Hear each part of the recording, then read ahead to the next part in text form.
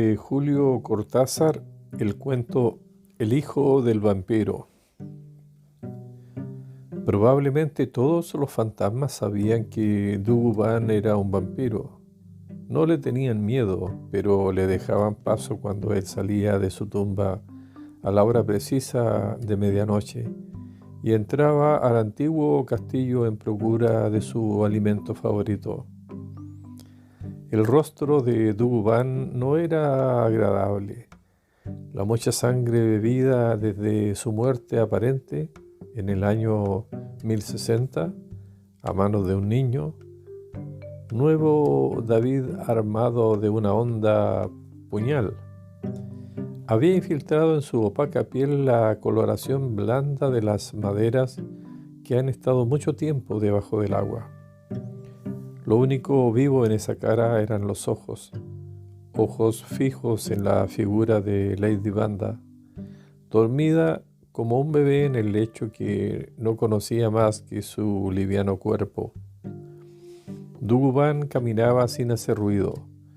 La mezcla de vida y muerte que informaba su corazón se resolvía en cualidades inhumanas. Vestido de azul oscuro, acompañado siempre por un silencioso séquito de perfumes rancios, el vampiro paseaba por las galerías del castillo buscando vivos depósitos de sangre.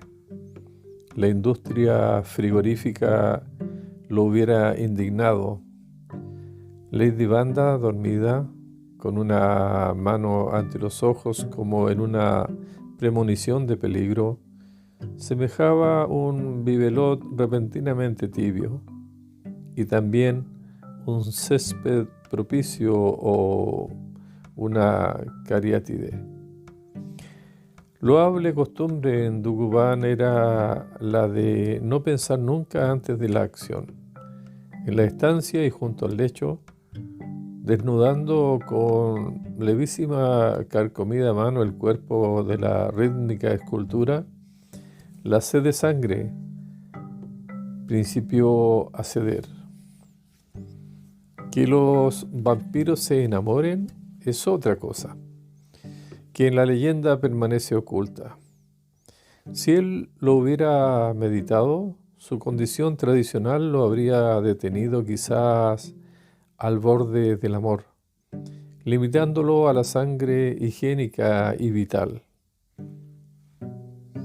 Mas Lady Vanda no era para él una mera víctima destinada a una serie de colaciones. La belleza irrumpía de su figura ausente, batallando en el justo medio del espacio que separaba a ambos cuerpos con el hambre. Sin tiempo de sentirse perplejo, ingresó Duguban al amor con voracidad estrepitosa. El atroz despertar de Lady Vanda se retrasó en un segundo a sus posibilidades de defensa, y el falso sueño del desmayo hubo de entregar la blanca luz en la noche al amante. Cierto que de madrugada y antes de marcharse, el vampiro no pudo con su vocación e hizo una pequeña sangría en el hombro de la desvanecida castellana. Más tarde, al pensar en aquello, Duguban sostuvo para sí que las sangrías resultaban muy recomendables para los desmayos. Como en todos los seres, su pensamiento era menos noble que el acto simple. En el castillo hubo congreso de médicos y peritajes poco agradables y sesiones conjuratorias y anatemas, y además una enfermera inglesa que se llamaba Miss Wilkinson y bebía ginebra con una naturalidad emocionante. Lady Vanda estuvo largo tiempo entre la vida y la muerte.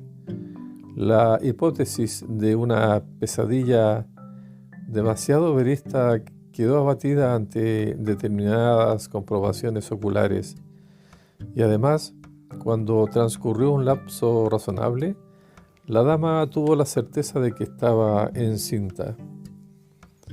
Puertas cerradas con llave habían detenido las tentativas de Dugubán. El vampiro tenía que alimentarse de niños, de ovejas, hasta de horror, cerdos. Pero toda la sangre le parecía agua al lado de aquella de Lady Vanda. Una simple asociación de la cual no lo libraba su carácter de vampiro. Exaltaba en su recuerdo el sabor de la sangre donde había nadado goloso el pez de su lengua. Inflexible, su tumba en el paisaje diurno era lo preciso aguardar el canto del gallo para botar, desencajado, loco de hambre. No había vuelto a ver a Lady Vanda, pero sus pasos lo llevaban una y otra vez a la galería terminada en la redonda burla amarilla de la Yale. Dugubán estaba sensiblemente desmejorado. Pensaba a veces, horizontal y húmedo en su nicho de piedra, que quizá Lady Vanda fuera a tener un hijo de él. El amor recrudecía entonces más que el hambre. Soñaba su fiebre con violaciones de cerrojos, secuestros, con la erección de una nueva tumba matrimonial de amplia capacidad. El paludismo se ensañaba en él ahora. El hijo crecía, pausado, en Lady Vanda. Una tarde oyó Miss Wilkinson gritar a su señora. La encontró pálida, desolada. Se tocaba el vientre cubierto de raso. Decía, es como su padre, como su padre. Dugubán, a punto de morir la muerte de los vampiros, cosa que lo aterraba con razones comprensibles, tenía aún la débil esperanza de que su hijo, poseedor acaso de sus mismas cualidades de sagacidad y destreza, se ingeniara para traerle algún día a su madre. Lady Vanda estaba día a día más blanca, más aérea. Los médicos maldecían, los tónicos cejaban y ella, repitiendo siempre, es como su padre, como su padre. Miss Wilkinson llegó a la conclusión de que el pequeño vampiro estaba desangrando a la madre con la más refinada de las crueldades. Cuando los médicos se enteraron, hablóse de un aborto harto justificable, pero Lady Vanda se negó, volviendo la cabeza como un osito de felpa, acariciando con la diestra su vientre de raso. Es como su padre, dijo, como su padre. El hijo de Dugubán crecía rápidamente. No solo ocupaba la cavidad que la naturaleza le concediera, sino que invadía el resto del cuerpo de Lady Vanda. Lady Vanda apenas podía hablar ya. No le quedaba sangre. Si alguna tenía, estaba en el cuerpo de su hijo. Y cuando vino el día fijado por los recuerdos para el alumbramiento, los médicos se dijeron que aquel iba a ser un alumbramiento extraño.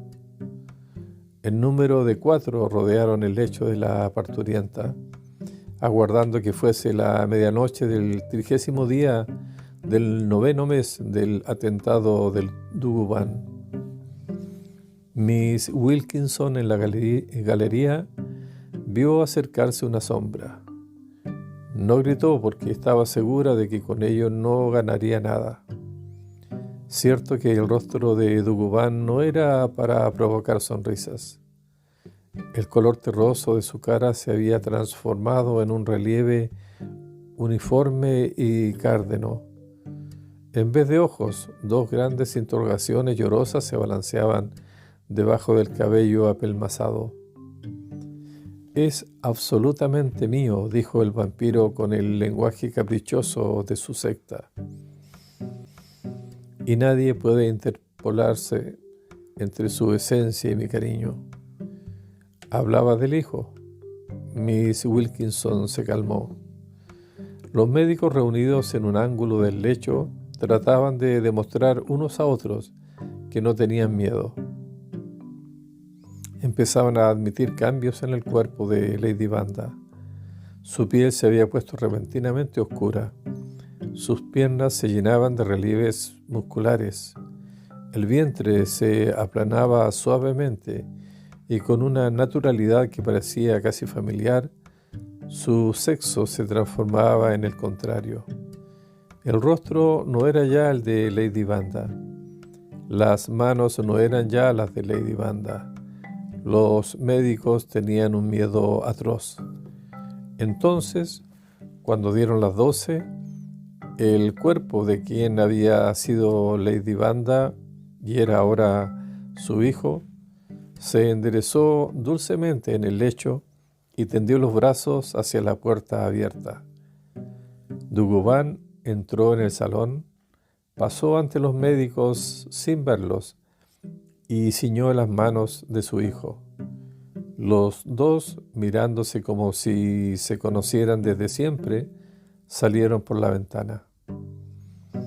El lecho ligeramente arrugado y los médicos balbuceando cosas en torno a él, contemplando sobre las mesas los instrumentos del oficio, la balanza para pesar al recién nacido y Miss Wilkinson en la puerta, retorciéndose las manos y preguntando.